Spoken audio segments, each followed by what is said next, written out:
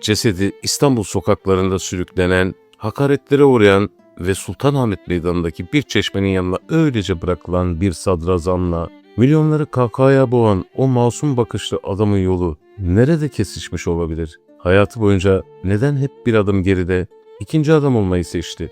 Anne ve babasını toprağa verdiği gün bile onu sahneye, o ışıkların altına çeken şey neydi?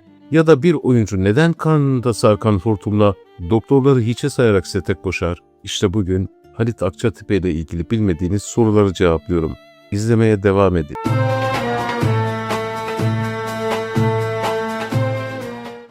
Kimi insanlar sadece güler ama bazıları gülerken de tüm dünyayı yanına çeker. 19 Kasım 1938'de İstanbul Üsküdar'da dünyaya gözlerini açan, aslen Hataylı olan Mustafa Halit Akçatepe de tam olarak böyle biriydi. O bir sahnenin ortasında kulis kokularının içinde doğdu.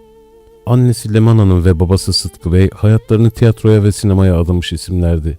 Hatta anlatılanlara göre annesinin sahneye başlama hikayesi oldukça hüzünlüydü. Babasının kazandığı para eve yetmiyor, küçük Halit'e meyve bile alamıyorlardı.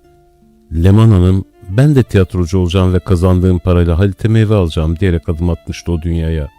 Küçük yaşlarda bu fedakarlıkları görerek büyümek, bir çocuğun ruhunda nasıl bir iz bırakır dersiniz. Henüz 5 yaşındayken ünlü yönetmen Muhsin Ertuğrul'un bize bir çocuk oyuncu lazım demesiyle kendini Nasrettin Hoca Düğünde filminin setinde buldu.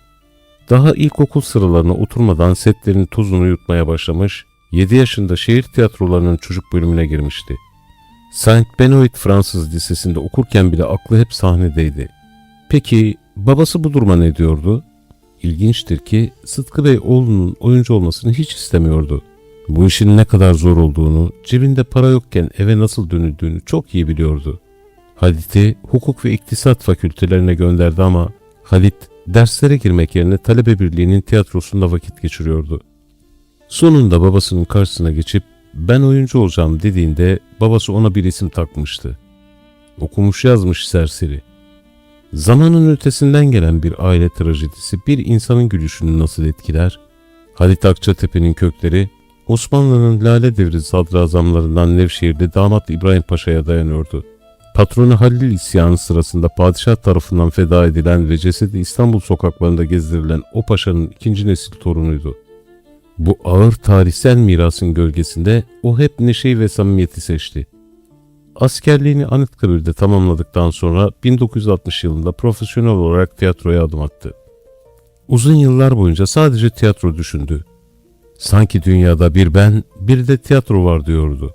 Ama Sadık Şendil'in ısrarlarıyla 1971'de Bir Varmış Bir Yokmuş filmiyle sinemaya öyle bir dönüş yaptı ki Türk sinemasının kaderi değişmeye başladı. Sizce bir oyuncu arkadaşı parlamaya başladığında ne hisseder? Ertem Eğilmez'in kurduğu o efsane kadroya girdiğinde Tarık Akan, Kemal Sunal ve Münir Özkul gibi isimlerle yan yana geldi. Canım Kardeşim filmindeki o yürek parçalayan performansıyla sadece güldürmediğini, dramın en saf halini de oynayabileceğini kanıtladı. Doktor halsizleşecek dedi ama bu kadar mı çabuk? Hemen mi ölecek yoksa? Ey Allah'ım!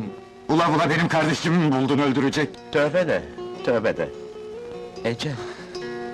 Ama o hep karakter oyuncusu olarak kalmayı, ikinci adam olmayı tercih etti. İyi ki de öyle oldu çünkü seyirci bu adamı böyle daha çok sevdi diyecekti yıllar sonra. Halit Akçatepe'nin en büyük gururu ve unutamadığı anısı babası Sıtkı Bey'le aynı seti paylaşmaktı. Ne oldu oğlum? Niye ağlıyorsun? Daha ne olsun hocam? Mahmut hocam beni tarihten derse kaldıracak. Çalışmadın mı yoksa? Hababam sınıfının o meşhur Paşa Nuri'si aslında Halit'in gerçek babasıydı ve filmdeki o duygusal Kurtuluş Savaşı tiradı Sıtkı Bey'in bizzat cephede yaşadığı gerçek anılardan senaryoya dökülmüştü. Sadece babasıyla değil, Hababam sınıfta kaldı filminde annesi Leman Hanım'la da karşılıklı oynamıştı. Hatta anlatılanlara göre Şaban'ın babası kılığına giren kişi annesine attığı o meşhur tokatla provalarda bir hayli sertti.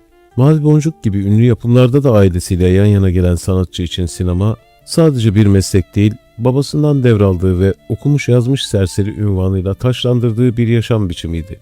Bu arada kanalımıza abone olup bu büyük ustanın anısını yaşatmamıza destek olur musunuz?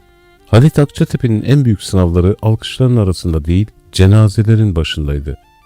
Babası Sıtkı Bey öldüğünde acısını kalbine gömüp sahneye çıktı ve salonu kahkahalara boğdu. Annesini defnettiği gün ise kamera karşısındaydı. Hatta bir ameliyat sonrası karnından çıkan hortumlarla canı yanmasına rağmen sete gidip çekimlere devam etmişti.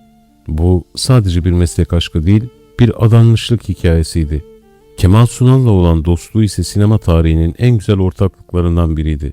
Kemal Sunal'ın en yakın dostlarından biriydi. Hatta Günsu adındaki kızının ismini bile Kemal Sunal önermişti.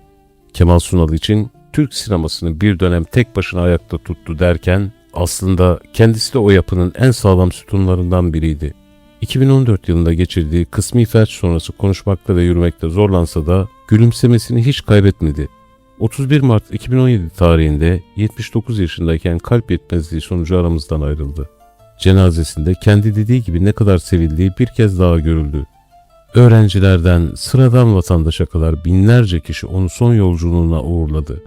Karacaahmet mezarlığında anne ve babasının yanında uyuyan Güdük Necmi, Mıstık ve Ramazan, biz her televizyonu açtığımızda o sıcacık gülüşüyle içimizi ısıtmaya devam ediyor. İyi ki bu hayattan bir Halit Akçatepe geçti. Ruhu şad, toprağı bol, mekanı cennet olsun. Sizler de Halit Akçatepe ile ilgili bildiklerinizi, duygu ve düşüncelerinizi yorumlardan paylaşın. Sonraki hikayeye kadar esen kalın.